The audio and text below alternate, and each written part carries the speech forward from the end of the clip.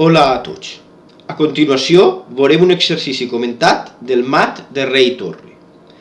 El primer que hem de tindre clar és que la posició de mat només pot donar-se en l'última fila o columna del tauler, de manera que en la posició del diagrama, on el rei contrari està situat en el centre, cal anar forçant o retrocedir fila a fila, si deixem treballar per files, fins a plegar a l'última, on es produirà el mat perquè ja no tindrà on retirar-se. El primer que cal fer és avançar la torre per a tallar el pas al rei, i a continuació anar maniobrant fins a arraconar-lo. Bé, tenim que el rei contrari retrocedeix de fila voluntàriament i el que hem de fer és aprofitar-ho, avançar la torre i d'esta forma ja hem guanyat una fila més. Una vegada la torre ja ha tallat el pas al rei, hem de tindre clar que la torre per si a soles ja no pot fer res més, sinó que ha de ser un treball en equip del rei i la torre. Per això el que hem de fer és avançar el nostre propi rei i anar acostant-lo al rei contrari. Atenció, este és un altre moment important. El rei contrari ens amenaça a la torre i el que hem de fer és portar la torre a l'altre costat.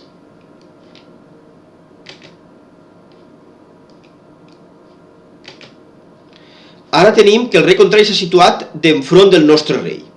Este és el moment en què cal avançar la torre fent escac perquè el rei contrari haurà de baixar de fila, ja que no té més caselles on anar. Una vegada el rei contrari ha retrocedit de fila, hem d'avançar el nostre rei i el que cal fer és avançar-lo de forma que quede a salt de cavall del rei contrari.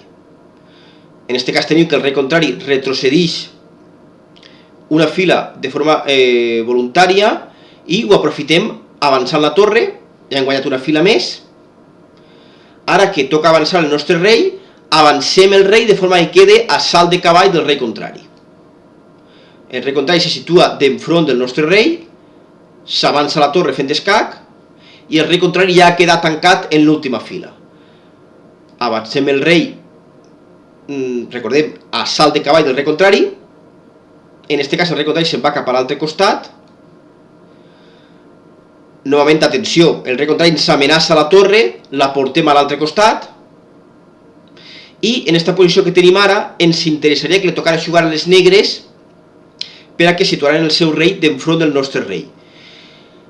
La forma de fer això, de forçar que això es produïsca, és perdent un temps en la torre. És a dir, manejar la torre una casella de forma que no canvia res.